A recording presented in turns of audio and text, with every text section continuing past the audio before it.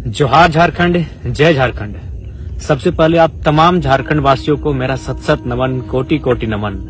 आपने इस युवा को इतना हिम्मत देने का काम किया, इतना प्यार, इतना समर्थन और इतना समर्पण आपको मिला कि आज पूरे राज्य में कहीं अगर कोई चर्चा का विषय है तो आपका लाडला बेटा, आपका छोटा भाई, आपका टाइगर जयराम मातो पूरे राज्य में चर्चा का विषय है। ये आपका प्यार है, ये आपका आशीर्वाद है। तो चलिए विषय को लंबा ना ले जाते हुए सीधा बात करते हैं। बहुत सारे सवाल आपके जहन में होंगे, बहुत सारे सवाल हमारे आलोचकों के जहन में होंगे, बहुत सारे सवाल गांव के चौपाल से उठ रहे होंगे। उन सवालों का मैं खुद से सवाल भी पूछूंगा और उन सवालों का उत्तर भी देने का काम करूंगा, क्योंकि मेरे पास मीडिया आज नहीं है। सबसे पहली बात, चलिए आपको शुभकामनाएं कि मेरा नॉमिनेशन एक्सेप्ट हुआ है। 4 पेपर मैंने भरा था, जिनमें 3 पेपर को सेलेक्ट किया गया है। एक र्यूमर आया कि नहीं, अंतिम पेपर को सेलेक्ट किया गया है और 3 पेपर रिजेक्ट हुए हैं, जो कि सत्य नहीं है। 3 पेपर सेलेक्ट हुए हैं, 1 पेपर रिजेक्ट हुआ है। अब रिजेक्ट क्यों हुआ है, थोड़ा सा कारण बता देते हैं। कि बहुत सारे लोग कहने लगे कि पढ़े लिखे नौजवान और गलती कर रहे हैं। तो एक बात क्लियर आप जान लीजिए कि नॉमिनेशन फॉर्म वकील भरते हैं, और जो वकील रहे या कोई रहे, सबसे पहले उनका धन्यवाद। कुछ त्रुटियां हो जाती हैं, मानवीय भूल हो जाती हैं। तो समस्या ये थी जिस फॉर्म को रिजेक्ट किया गया कि उसमें हस्ताक्षर यानी नाम, वोटर आईडी का पार्ट नंबर, सीरियल नंबर किन्हीं और का था और हस्ताक्षर किन्हीं और का बाय मिस्टेक इसलिए हुआ था क्योंकि हमने लगभग 2-3 दिनों में 5 बार हम लोगों ने पेपर में केस के सिलसिले में रिजेक्ट किया था, काटकूट किया था, क्योंकि नया नया केस हमें मिलता जा रहा था और नया नया फॉर्म बनता जा रहा था और बार बार फिर प्रस्तावकों का साइन लेना पड़ता था। तो स्वाभाविक है, बार बार जब चीजें घटित होंगी तो कुछ त्रुटियां आ जाती है। तो खैर फिलहाल 3 पेपर सेलेक्ट है, 1 रिजेक्ट है, डज नॉट मैटर। 1 भी अगर सेलेक्ट होता है तो उसी से लोग चुनाव लड़ते हैं। अब बात करते हैं उस दिन हुआ क्या था। केस के बारे में सब जानना चाहता है, बहुत सारे लोग मेरी जुबान से जानना चाहते हैं कि सच्चाई आखिर है क्या। क्योंकि एक लोग जो विपक्ष में बैठे हैं, जो आलोचक वर्ग है हमारा, वो एक प्रोपेगेंडा फैला रहे हैं कि यदि जयराम बाबू को इस केस की जानकारी नहीं थी तो फिर उनका हस्ताक्षर केस के एफिडेविट में कैसे आया। तो सबसे पहले मैं आपको क्लियरली बताना चाहूंगा कि 29 तारीख को जिस दिन मेरा नॉमिनेशन पेपर खरीदा गया, मैं कहाँ था पूरा राज्य जानता है। मैं चतरा में श्रीमान दीपक गुप्ता जी के, जो हमारे दल से हैं, उनका नॉमिनेशन था। यानी मैं दिन भर चतरा में था। मेरा फॉर्म धनबाद में, बोकारो में हमारे साथी खरीद रहे हैं और मैं कहा, चतरा में। अगला दिन मैं कहा था, हजारीबाग में। यानी फॉर्म जो भर रहे थे वो मेरे साथी भर रहे थे। 1 तारीख को मेरा नॉमिनेशन होना था और 2 दिन पहले ही हम लोगों ने फॉर्म लिया था। अब वहां डिटेल्स भरा जाना स्टार्ट हुआ।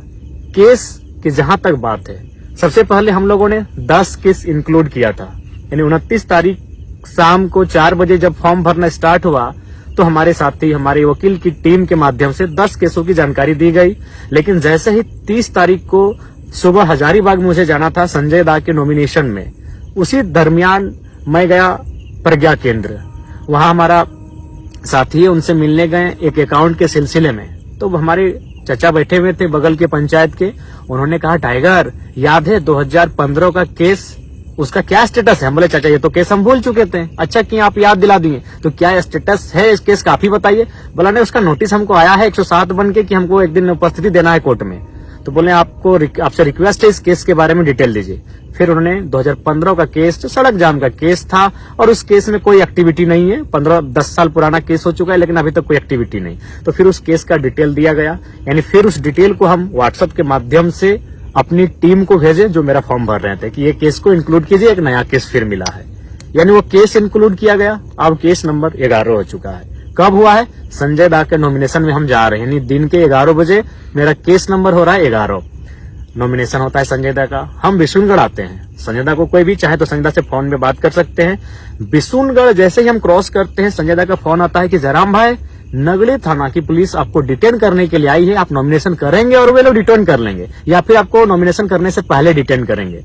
तो हमने कहा, संजय दा, नगड़ी में मेरा कोई केस ही नहीं है। हम तो आश्चर्यचकित हो गए कि नगड़ी में मेरा कोई केस ही नहीं है। हाँ, मेरा एक केस है 23 मार्च 2023 को विधानसभा घेराव के दौरान है और वो जगन्नाथपुर थाना में है। यानी मेरा नगरी में कोई केस नहीं है। मैंने संजय देव कहा, उन्होंने कहा नहीं आप क्लियर कीजिए, क्योंकि मेरे एक साथी वहां रहते हैं, उन्होंने परफेक्ट सूचना दिया है। यानी नॉमिनेशन मेरा था 1 मई को और रात 8 से 9 बजे 30 अप्रैल को वरीय पुलिस के एक पदाधिकारी के माध्यम से उस केस की जानकारी मिली। फिर हम लोगों ने आनन फानन में ये जानने का प्रयास किया कि उस केस में धारा क्या है। तो फिर हमने अपने साथियों के माध्यम से जाना कि उसमें कितनी धाराएं हैं, तारीख क्या है, उस केस का संख्या क्या है। यानी रात को 10-11 बजे उस केस का सारा डिटेल्स मिलता है। नॉमिनेशन सुबह है और केस का डिटेल्स मिला रात के 10-11 बजे। और हम लोग पहली बार, मुझे याद है 29 साल के कैरियर में, कि हम 1.5 घंटा फर्स्ट टाइम किसी रात को सोए हैं। 3 बजे सोए हैं, 4:30 बजे उठ गए हैं। यानी इतना रात भर हम लोग टेंशन में थे। यानी सुबह उठ के जो हम लोग का डॉक्यूमेंट तैयार हो चुका था, फिर उसको रिजेक्ट करते हैं, क्रॉस करते हैं। क्यों? क्योंकि फिर एक नए केस को ऐड करना था। यानी फ्रेश फिर बनता है। सुबह हम लोग नॉमिनेशन की तैयारी कर रहे हैं, सुबह हम लोग का काफिला सज रहा है, सुबह हमारी गाड़ियां सज रही हैं और हम लोग तैयारी कर रहे हैं नए पेपर भरे जाने की। अकबकी का इम्तहान देखिए। फिर नए केस को ऐड किया जाता है और हम लोग नॉमिनेशन के लिए पहुंचते हैं। चूंकि यह केस 2 साल पुराना था। ये केस कब का है ये भी आपको बता दें। ये केस है आपका 21 मार्च 2022। यानी पहली बार जब ये आंदोलन अपने पीक टाइम में था और हम लोग फर्स्ट टाइम विधानसभा घेराव का कार्य किए थे, उस समय का है। और उस समय सभी जानते हैं कि हमारी एक्टिविटी बिल्कुल नियमता हुई थी। वहां उस समय जो डीएसपी मौजूद थे, उन्होंने अब बहुत सारे न्यूज चैनल में, बकायदा मुझे सनी दा का नाम याद है, उन्होंने पूछा भी था कि जयराम महतो पर कोई एफआईआर होगा। उन्होंने कहा नहीं, जहां तक 144 लागू है उस सीमा के बाहर ये लोग धरने पर बैठे हैं, कोई एफआईआर नहीं होगा। तो हम लोग भी आश्वस्त हो चुके थे। और सबसे खास बात, यदि डिटेन ही करना था, यदि वारंट ही निकालना था, तो 2 साल के दरमियान मैंने नहीं करने से भी 2-2.5 हजार सभा किया है। उस दरमियान अरेस्ट करते, चतरा नॉमिनेशन के समय अरेस्ट करते, हजारीबाग नॉमिनेशन के समय अरेस्ट करते। लेकिन खैर, साजिशें बहुत गहरी हैं। साजिशों का जो जड़ है वो बहुत दूर तक फैला है। लेकिन उम्मीद है कि हम लोग भी बीज हैं, दबेंगे नहीं, पुनः उग जाएंगे। तो ये केस का डिटेल है। मैं मानता हूं केस की जानकारी मुझे बिल्कुल 30 तारीख को कंफर्म हुई है। और 30 तारीख को जैसे ही कंफर्म हुई, अगले दिन नॉमिनेशन के दिन हम लोग अपना फॉर्म को चेंज किए, उस पेज को, और नया पेज प्रिंट आउट करके निकाले, उसमें केस के डिटेल्स को भरे और फिर मैंने अपना हस्ताक्षर किया। ये रियलिटी है, ये फैक्ट है। आप संजय दा से पूछ सकते हैं कि संजय दा ने जब मुझे जानकारी दी तो मेरे चेहरे में किस प्रकार से एक आश्चर्यचकित का क्वेश्चन मार्क था कि संजय दा ऐसा कैसे होगा। नहीं, मेरा नाम ही नहीं हो सकता है, इतना हम कॉन्फिडेंट थे। तो ये केस का मैटर। अब एक सवाल ये आ रहा है, भाग गए, फरार हो गए। मैं आपसे पूछना चाहूंगा कि भागने का अर्थ, भागने की को कैसे आप परिभाषित करेंगे। मान के चलिए हम किसी नदी के बीचों बीच हैं और नदी के जो पानी है, उस पानी को जिम्मेवारी मिली है कि जयराम महतो को घेर कर रखना है। तो जाहिर सी बात है, या तो मुझे नीचे सुरंग बना के निकलना होगा या तो उड़ के निकलना होगा, क्योंकि पानी की जिम्मेवारी है। या फिर अगर मुझे साइड से निकलना है, जिस तरफ निकलेंगे, तो पानी को खुद रास्ता देना होगा। बिल्कुल यही बोकारो में जहां मेरी सभा हो रही थी, बिल्कुल चारों तरफ गोलाकार पुलिस खड़ी थी, हाथ से हाथ मिलाकर पुलिस खड़ी थी। आप वीडियो देख लीजिएगा। तो फिर हम कैसे निकले? जैसी बात उन्होंने रास्ता दिया है। जी हाँ, उन्होंने ही रास्ता दिया है। मैं स्वयं उस वीडियो को वायरल करूंगा। पुलिस बैक पर आई है और स्कॉर्पियो के बोर्नेट पर बैठकर कोई फरार होता है भाई। अब सवाल है कि मैंने 1 मई नॉमिनेशन में जाने से पूर्व रात को 2-2:30 बजे शमशान घाट में बैठकर मैंने वीडियो 3 बनाया था।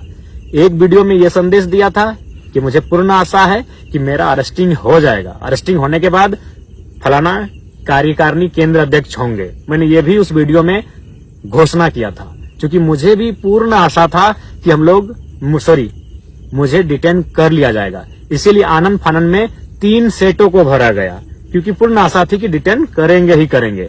लेकिन वहां तक, डीसी चैम्बर से बाहर निकलने तक मैं बहुत उत्सुक था कि मुझे अरेस्ट करें। उसके बाद सभा तक, संबोधन के बाद तक मेरी इच्छा थी, मेरी दिल्ली इच्छा थी कि प्रशासन मुझे अरेस्ट करे। लेकिन परिस्थितियां वहां बिल्कुल विपरीत थी। परिस्थितियां क्या थी? बहुत सारे लोग पेट्रोल लेकर थे कि आत्मदाह कर लेंगे। बहुत सारे लोग हिंसक और उग्र स्वभाव रूप धारण कर चुके थे। वीडियो फुटेज आप देखे होंगे। यानी मैंने इसलिए वहां से निकलना उचित समझा। मैं निकला हूं, फ्रॉड नहीं। मैं बार बार कहूंगा क्योंकि आप मेरा स्टेटमेंट अंतिम क्या था याद होगा कि एसपी साहब माफ कीजिएगा, भीड़ की भावनाओं का सम्मान कीजिए, डिटेन किसी और दिन कीजिए। ये मेरा अंतिम शब्द था कि एसपी साहब माफ कीजिएगा, भीड़ की भावनाओं का सम्मान कीजिए, डिटेन किसी और दिन कीजिए। और हम वहां से निकल गए। क्या आज हम घर निकलते हैं? बाद में इस विषय पर बात करेंगे। क्यों? 1.5 लाख की भीड़ और पुलिस कितनी थी? 1,500। क्या पुलिस में सामर्थ्य था कि हमें वो डिटेन कर लेते बिना किसी हो हंगामे के, बिना किसी उपद्रव के, बिना किसी मुठभेड़ के? पॉसिबल नहीं था। 1.5 लाख की भीड़, 1,500 पुलिस, अनहोनी अप्रिय घटना घट जाती। संभवतः अगर हमें डिटेन किया जाता, अभी कौन पब्लिक, भाड़े की पब्लिक नहीं थी, प्रेम से आई हुई, समर्पित भाव से आई हुई, इस नौजवान को चाहने वाली पब्लिक, 45 डिग्री के तापमान में अपने खर्चे से आने वाली पब्लिक अपने चहते बेटे को अपने सामने अरेस्ट होते हुए बिल्कुल भी नहीं देख पाती। पता नहीं बोकारो का विधि व्यवस्था उस दिन क्या होता, पता नहीं बोकारो की परिस्थिति उस दिन क्या होती।